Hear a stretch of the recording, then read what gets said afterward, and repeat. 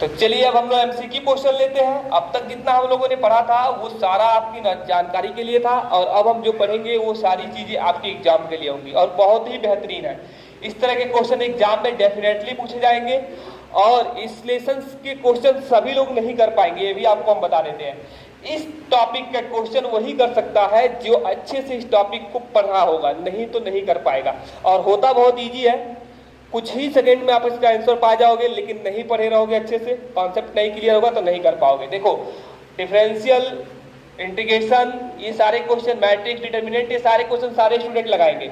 लेकिन अगर आप 2 क्वेश्चन एक्स्ट्रा लगाने की कैपेसिटी रखते हैं इस टॉपिक के अंदर, तो आप थोड़ा सा आगे ग्रो करोगे, ठीक है ना। तो इस चीज को आप दिमाग में रखो कि जो डिफिकल्ट है उस पर ज्यादा फोकस करो, ठीक है। जो आपको ज्यादा उलझाता हो, लगता हो कि ये ज्यादा उलझने वाला टॉपिक है, उसको ज्यादा अच्छे से पढ़ो, ताकि उसके क्वेश्चन आएंगे तो आपका एक्स्ट्रा मार्क्स बनाएगा, ठीक है। तो चलिए समझते हैं पहला क्वेश्चन। यहां पर एक फंक्शन गिवन है f of x equal to kx square if x less than equal to 2 और x ग्रेटर देन 2 के लिए 3 दिया हुआ है। फंक्शन में continuous at x equal to 2, function क्या है, कॉन्टिन्यूअस है किस पर, 2 पर, then the value of k की वैल्यू पूछा गया है। अगर ये फंक्शन कॉन्टिन्यूअस है तो k की वैल्यू बताइए। अच्छा, ये फंक्शन कॉन्टिन्यूअस है तो इसमें एक चीज आपको पहले क्लियर हो जाना चाहिए, पहले फंक्शन के लिए, पहले क्वेश्चन के लिए, कि इसके फंक्शन की वैल्यू 2 पर और limit x tend to 2 plus f of x equal to limit x tend to 2 minus f of x, ये तीनों आपस में क्या होंगे, इक्वल होंगे। इतना तो आपको पहले से ही क्लियर हो जाना चाहिए। अब हम क्या करेंगे, 2 पर फंक्शन की वैल्यू निकाल लेंगे, यहां पर डायरेक्टली समझिएगा, 2 पर फंक्शन की वैल्यू निकाल लेंगे, और 2 प्लस का मतलब जब x 2 से बड़ा होता है तो उसके लिए फंक्शन की वैल्यू ऑलरेडी गिवन है 3, इसको भी हम फाइंड कर लेंगे, तो इसकी जरूरत ही नहीं पड़ेगी, क्योंकि यही दोनों आपस में इक्वल है, यहां भी ये इक्वल है, तो इन्हीं दोनों के कॉन्सेप्ट से हम क्वेश्चन को इजी तरीके से लगा सकते हैं, इसकी जरूरत ही नहीं है। तो देखिए, अगर आप f ऑफ 2 लेते हो यहां पर, तो 2 के लिए फंक्शन कैसा है, kx स्क्वायर, यानी डायरेक्टली आपका कितना आ जाएगा, k इंटू 2 का square is equal to limit 2 plus f of x। जब x 2 से बड़ा है तो फंक्शन ऑलरेडी क्या दे रहा है, 3, तो आप यहां पे ऐसे लिखो चाहे ना लिखो, सीधे 3 लिख दो। आप देखो यहां क्या मिलेगा, 4k इज इक्वल टू 3, तो k is equal to 3/4। Very easy question, इतना आसान है अगर आप कॉन्सेप्ट समझते हैं तो, ठीक है। चलिए नेक्स्ट क्वेश्चन देखते हैं, आप उसको नोट कर लो, फिर नेक्स्ट क्वेश्चन। चलिए सेकेंड क्वेश्चन हम लोग देखते हैं। If f of x square plus alpha for x greater than equal 0, 2 root x square plus 1 plus beta for x less than 0 is continuous at x equal to 0 and f of 1/2 equal to 2, then alpha square plus beta square is, यानी इसकी value क्या होगी।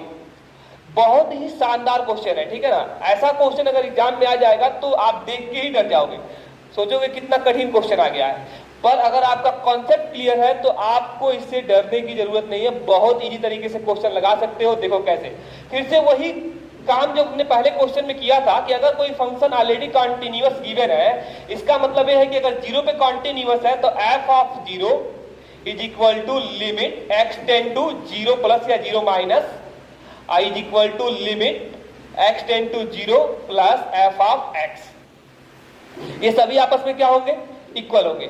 यहां से हम 2 तरह के case बनाएंगे, मतलब ये तीनों अगर आपस में इक्वल है तो क्या हम इसको ऐसे भी लिख सकते हैं, f of 0 is equal to limit x tend to 0 minus f of x, और इसको हम चाहे तो फिर इसके साथ भी लिख सकते हैं, अभी उसको हम बाद में लिखेंगे। पहले देखिए, अगर तीनों इक्वल है तो इन दोनों को इक्वल लेके इक्वेशन बना लेंगे हम, इस इक्वेशन से कुछ ना कुछ हमको फाइंड हो जाएगा। देखिए, f ऑफ 0 पर फंक्शन की वैल्यू, जब x 0 है तो फंक्शन की value x square plus alpha है, मतलब फंक्शन यहाँ पर 0 के लिए x स्क्वायर प्लस अल्फा है, तो हम वहां 0 पुट कर देंगे, तो यहाँ हो जाएगा 0 का स्क्वायर, डायरेक्टली हमको फंक्शन की वैल्यू x इक्वल टू 0 पर मिल गई।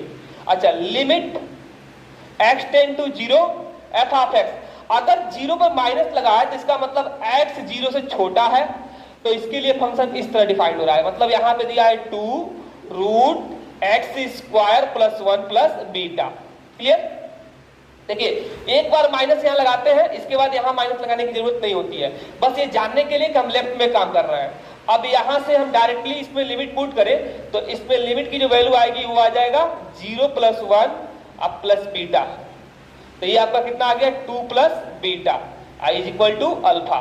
तो यहां आपका एक इक्वेशन बन गया है, इसको आप एक इक्वेशन बना के यहीं पर छोड़ दो, ठीक है। अब यहां से देखो, आल्सो क्या गिवन है हमको, f of 1/2 f of 1/2 is equal to 2 given है। अच्छा एक बात बताओ, एक डाटा जब दिया हुआ है 1/2 तो थोड़ा चेक करो तो 1/2 किस में आएगा, इसमें आएगा किस में आएगा, 1/2 जीरो से बड़ी वैल्यू होती है, तो इसके लिए तो फंक्शन यही दिख रहा है, तो उसमें तो डायरेक्टली हम पुट कर सकते हैं 1/2 का whole square plus alpha is equal to 2। तो यहां से अल्फा की वैल्यू क्या आ जाएगी, 1/4 plus alpha is equal to 2, या फिर अल्फा इज इक्वल टू आ गया आपका 2 माइनस 1/4 यानी कि 7/4, 8 माइनस 1 यानी 7/4, अल्फा की वैल्यू आ गई है 7/4, ठीक है। बाई इक्वेशन यही लिख देते हैं, बाई इक्वेशन फर्स्ट। अब इक्वेशन फर्स्ट में अगर आप अल्फा की वैल्यू पुट कर दोगे 7/4 is equal to 2 plus beta, तो यहां से बीटा भी तो मिल जाएगा, क्यों, 7/4 minus 2 is equal to beta, तो ये कितना आ गया आपका, ये हो जाएगा 8, 7 माइनस 8 यानी कि minus 1/4 is equal to beta. आपको बीटा की भी वैल्यू मिल गई, ठीक है, माइनस 1/4। लेकिन आपसे पूछा गया था क्वेश्चन में alpha square plus beta square, इन दोनों का स्क्वायर करके ऐड कर दीजिए, तो जैसे ही आप अल्फा स्क्वायर बीटा स्क्वायर करोगे तो आपका कितना आ जाएगा, इसका स्क्वायर हो जाएगा 49/16 और इसका हो जाएगा प्लस 1/16, एलसीएम सेम है तो कितना आ गया 50/16, ठीक है। अब इसको आप काटो तो कितना हो जाएगा 25/8, 2 से डिवाइड है, ठीक है। तो आप देखो इसमें कोई 25/8 ऑप्शन है, जी हाँ बी ऑप्शन सही होगा, ठीक है ना, यहाँ पर बी ऑप्शन सही होगा। तो क्वेश्चन थोड़ा सा ये लंबा हो गया है जरूर, लेकिन इस तरह के क्वेश्चन भी आपको थोड़ा सा कंसेप्ट आपका क्लियर करेंगे, ऐसे क्वेश्चन की कैसे इस तरह के क्वेश्चन को देख के डरे नहीं, पहले क्वेश्चन को समझे और फिर इसको लगाएं। एक आध क्वेश्चन अगर लंबे हो जाते हैं तो उससे आपको घबराने की जरूरत नहीं है, कुछ क्वेश्चन इजी भी मिलेंगे, ठीक है। तो चलिए ये आपका इतना 2 क्वेश्चन हमने बता दिया, इस क्वेश्चन को आप नोट कर लो वीडियो पोस्ट करके, और इसके बाद हम आपका 3rd क्वेश्चन और 4th क्वेश्चन क्लियर करते हैं। क्वेश्चन देखा जाए, question number 3rd, if f of x 1 2 if x not equal to 0 or if x equal to 0 is not continuous at x equal to 0 1 x minus 1। देखिए ऐसा question आएगा तो आप इसको ग्राफिकली समझिएगा तुरंत, जब नंबर्स दिए हुए यहाँ पर तो तुरंत इसका ग्राफ बना लीजिए। यहाँ कहा गया x नॉट इक्वल टू 0 के लिए फंक्शन कैसा रहता है, 1 रहता है। पूछा गया किस पॉइंट पे कॉन्टिन्यूअस है, इस तरह का अभी हमने जब हम आपको पढ़ा रहे थे इसके पीछे, मतलब जब हम थ्योरी पढ़ा रहे थे तो उसमें इस तरह का एग्जांपल लेकर आपको समझाए थे, सेम एग्जांपल था, ठीक है। तो इसलिए इसको तुरंत समझने के लिए कैसे करेंगे, मान लीजिए आपको अचानक से क्वेश्चन दिखाई दिया तो कैसे कर सकते हैं, तुरंत इसका ग्राफ बना लो, आपको तुरंत पता चल जाएगा किस पॉइंट पे कॉन्टिन्यूअस है और किस पॉइंट पे डिसकॉन्टिन्यूअस है, ठीक है।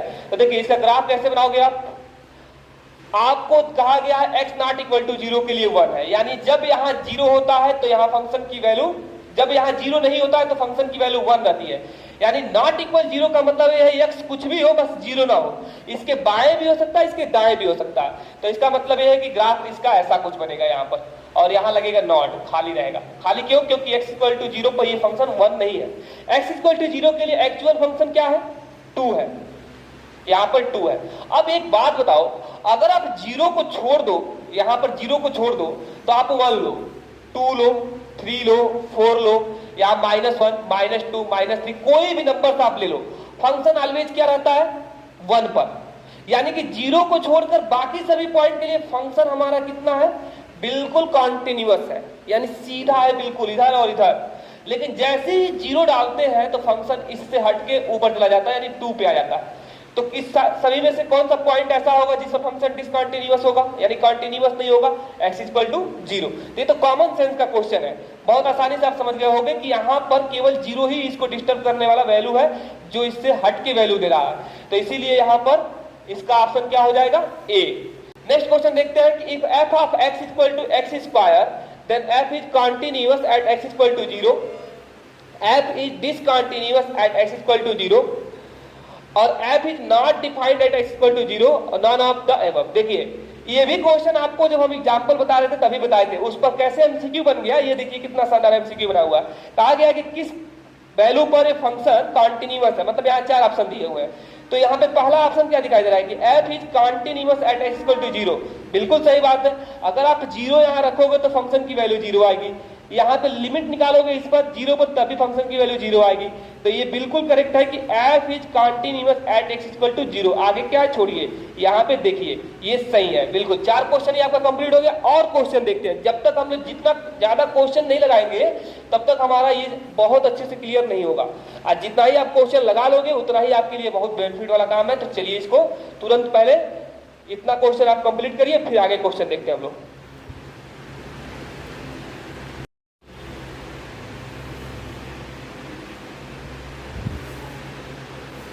तो चलिए 4 क्वेश्चन हम लोगों ने देखा।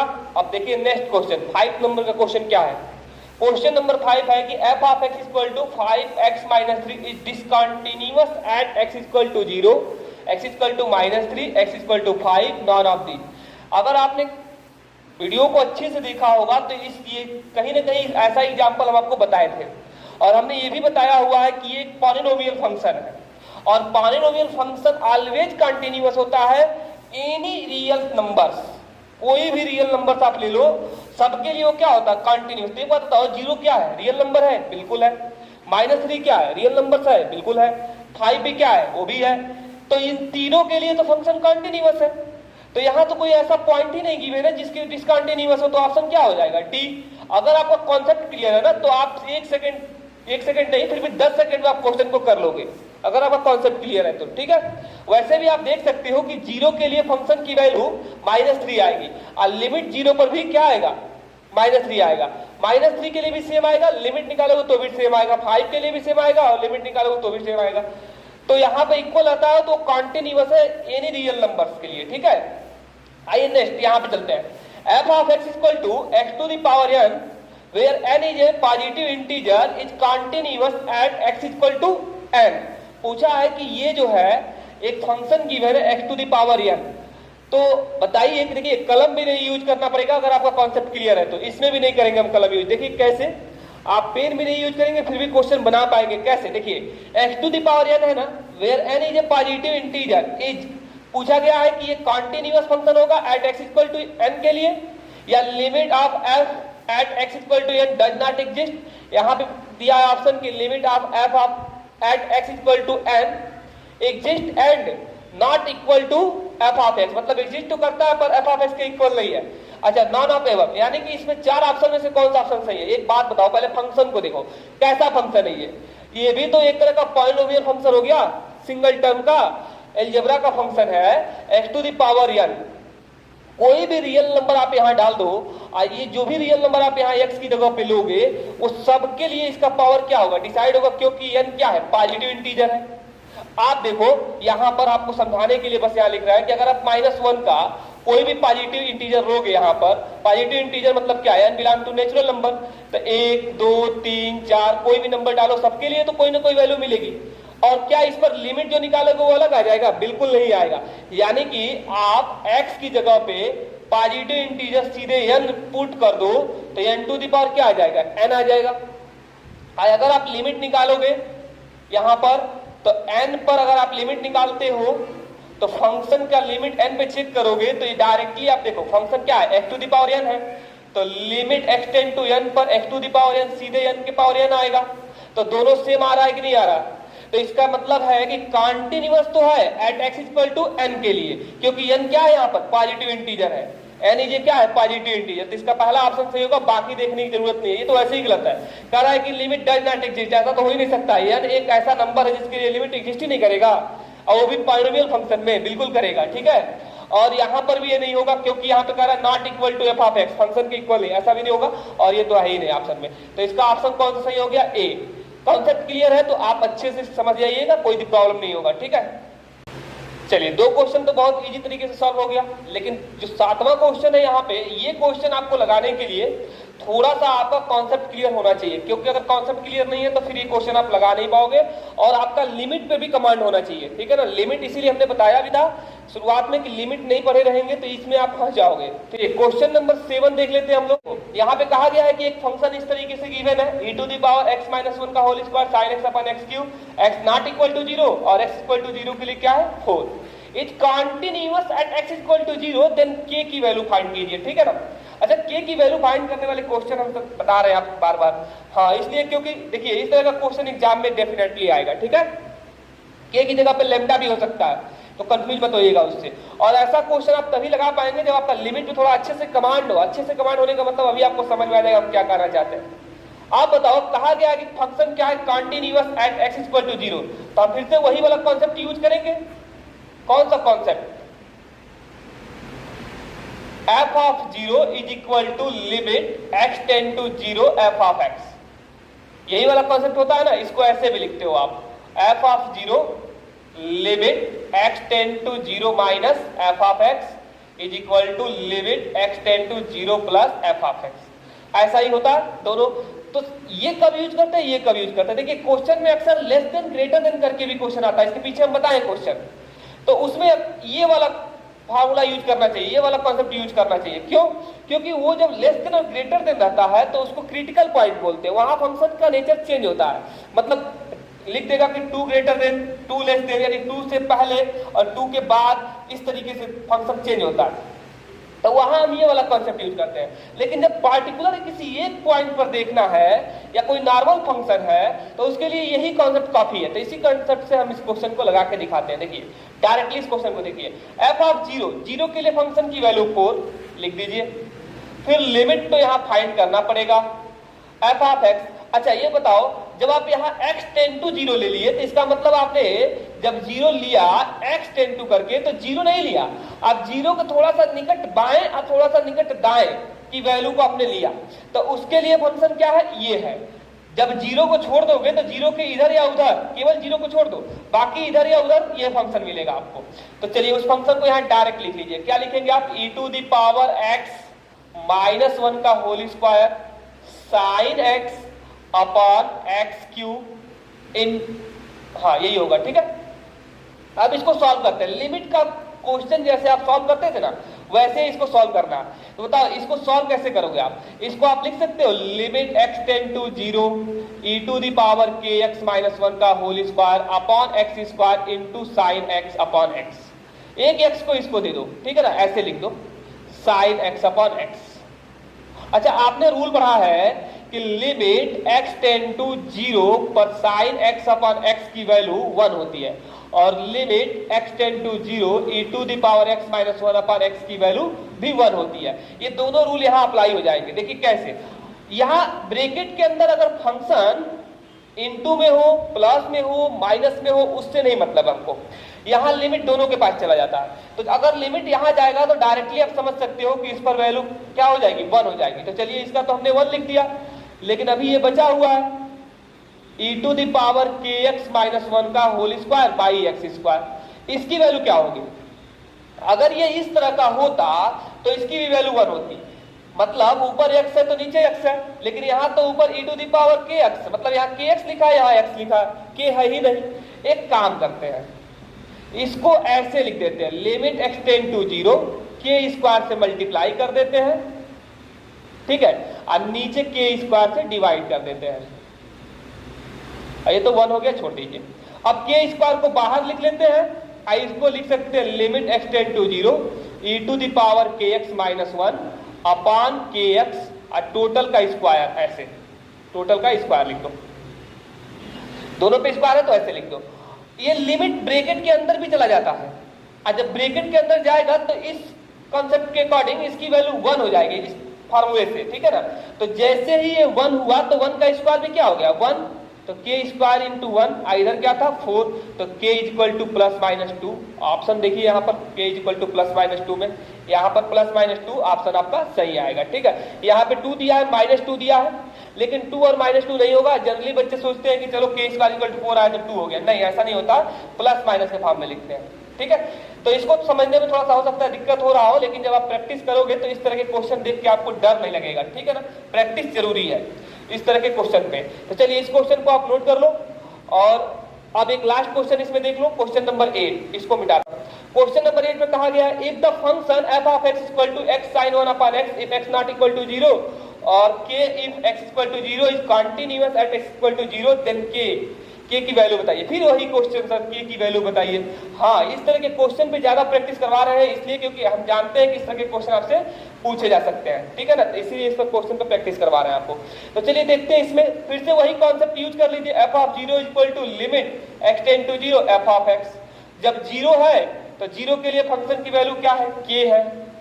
अच्छा, limit x tend to zero, function की वैल्यू क्या होगी, जीरो के थोड़ा सा दाएं थोड़ा सा बाएं, एक्स साइन 1/x। अब तो आपको समझ में आ गया होगा, अब हम डायरेक्टली यहाँ पे लिख सकते हैं, कोई दिक्कत नहीं है।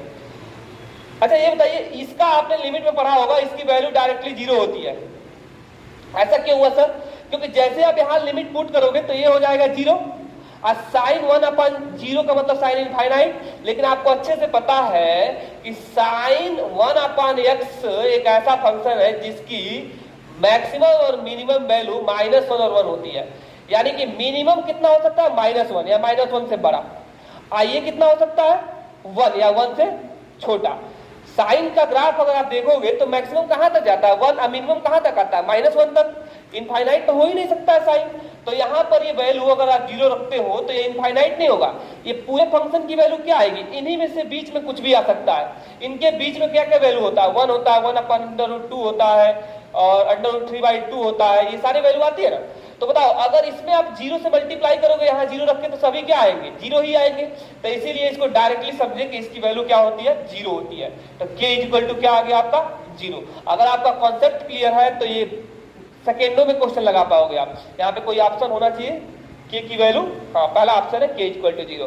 तो हमने आपको 8 क्वेश्चन बता दिया है, और अब हम आपको देने वाले हैं कुछ क्वेश्चन लगाने के लिए। और आप अगर एक क्वेश्चन लगा लोगे तो उस क्वेश्चन से आपका कंटिन्यूटी क्लियर हो जाएगा। और नेक्स्ट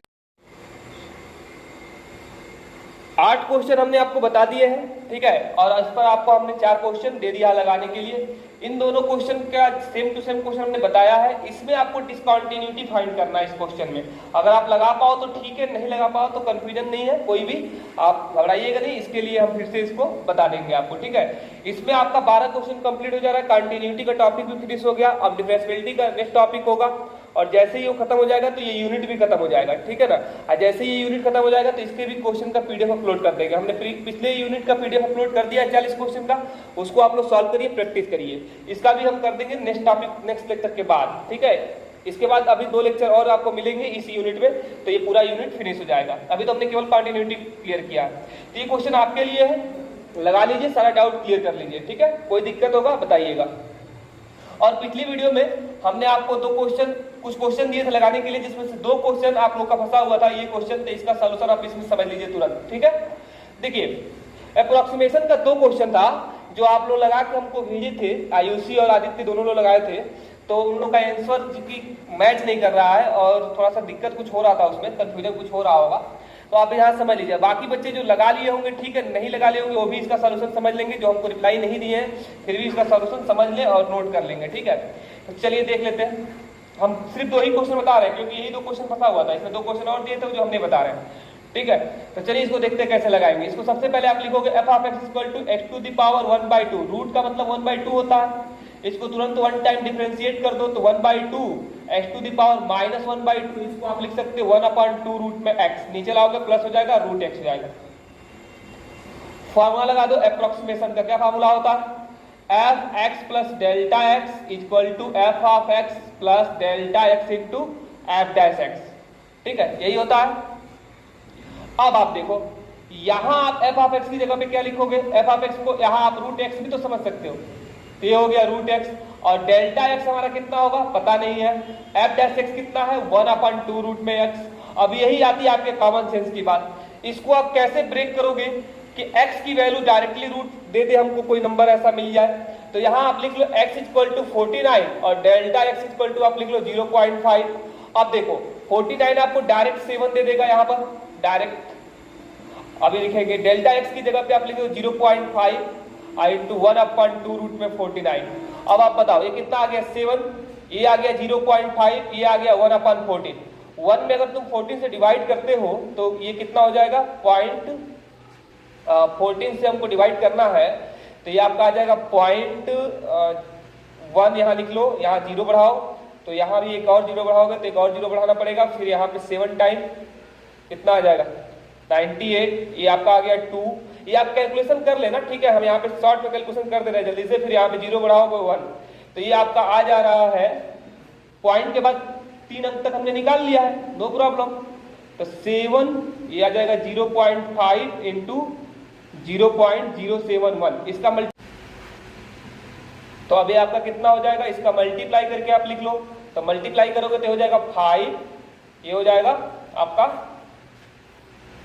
553 और 0.3 अंक और 1 अंक, यानी कि एक और 0 बढ़ा दो, यानी 0 के बाद 4 अंक पे आप पॉइंट लेने के बाद 4 अंक होने चाहिए, तो वो हो गया आपका। अब इसको ऐड कर दो तो ये हो जाएगा 0.0355, ये आंसर आएगा आपका, ठीक है। इसको आप एक्चुअल में अप्रोक्सीमेट लिखना चाहते हो तो ये इतना होना चाहिए, 5-6 ऐसे होना चाहिए, ठीक है, यहाँ पे 6 होना चाहिए, यही आएगा आपका वैल्यू। अच्छा, अब इसको आप नोट कर लो और नेक्स्ट क्वेश्चन भी समझ लो। यहाँ पर नेक्स्ट क्वेश्चन कैसे करेंगे इसको हम यहीं पे छोड़ देते हैं, आप देख लेना, कैलकुलेशन सही से कर लेना, यहाँ पे अगर कुछ मिस्टेक वगैरह हुआ होगा तो उसको सही कर लेना, ठीक है। चलिए नेक्स्ट क्वेश्चन देखते हैं। देखिए इसी के करीब वैल्यू आना चाहिए, 49 है ना, तो 49 के मतलब 749 का होता है, 0.5 बढ़ रहा है, तो इसके लिए इतनी वैल्यू यहाँ पर बढ़ जाएगी, ठीक है। तो अगर आप इस तरह के क्वेश्चन सॉल्व कर रहे हो तो अपना कॉमन सेंस यूज करिए कि अगर इस रूट में पूछा गया है वैल्यू, तो जो आंसर हमारा आ रहा है उसका 2 टाइम मल्टीप्लीकेशन इतना आ जाना चाहिए। अगर इसका क्यूब रूट पूछा गया तो 3 टाइम मल्टीप्लीकेशन इतना आना चाहिए। चलिए एक क्वेश्चन और देखते हैं, एक सेकेंड क्वेश्चन भी है, उसको भी हम लोग देख लेते हैं। इसको लगाने के लिए आपको लिखना होगा f(x) = x⁻1/3। इसको आप 1 टाइम डिफरेंशिएट कर दोगे तो 1/3 x⁻−2/3। इसको आप लिख सकते हो 1/3 x⁻2/3। फॉर्मूला अप्लाई करोगे तो x + Δx approximate value f(x) plus Δx into f'(x).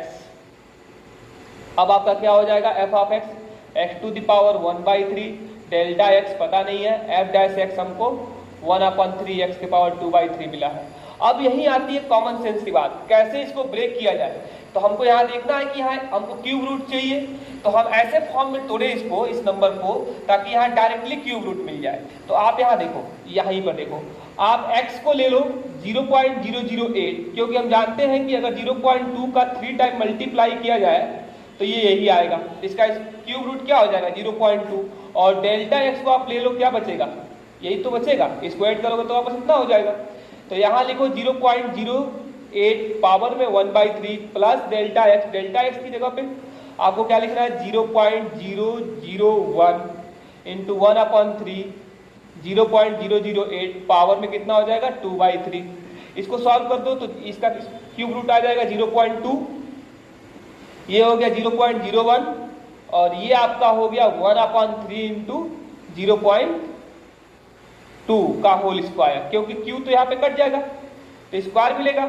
अब ये आपका मिलेगा 0.2 प्लस 0.001 और ये आपका मिल गया 3 इंटू 0.4, ये आपका आ गया 0.2 प्लस 0.001 और इसको आप लिख सकते हो डिवाइड बाई 0.12। यहाँ आप 1000 से ऊपर नीचे मल्टीप्लाई कर दोगे तो यहाँ आपका दशमलव हट जाएगा, पॉइंट हट जाएगा और यहाँ 120 हो जाएगा। आप एक काम करो, 12 से 1 में डिवाइड कर दो तो ये आपका हो जाएगा पॉइंट, कितनी बार में जाएगा ये पॉइंट हो जाएगा 0, फिर एक 0 बढ़ाओ, फिर एक 0 बढ़ाओ, 8 टाइम 96, 4 आया, एक और 0 बढ़ाओ 3। चलो पॉइंट के बाद 3 अंक मिला आपको, तो यहाँ हम लिखेंगे 0.2 प्लस, लेकिन यहाँ एक और 0 था तो एक और पॉइंट के बाद 0 बढ़ा लेना 83, क्योंकि हमने 12 से डिवाइड किया था, एक और 0 बचा हुआ था। तो ये आपका कितना आ गया, ऐड कर दोगे तो 0.2083, यही आपका आंसर हो जाएगा। देख लो, अगर आपको कोई कंफ्यूजन होगा तो पूछ लीजिएगा, लेकिन यही आपका आंसर आएगा इसका, ठीक है ना। तो चलिए क्लियर हो गया, 2 क्वेश्चन आप लोग का फंसा था उसको हमने बता दिया और कंटिन्यूटी का टॉपिक हो गया है खत्म। अब आपसे मिलेंगे नेक्स्ट वीडियो में डिफरेंशियबिलिटी के साथ और आपको वहां पर जब उसको पढ़ा देंगे तो सारा चीज कंप्लीट हो जाएगा, ठीक है, इस यूनिट के अंदर। चलिए आज के लिए इतना ही, थैंक यू।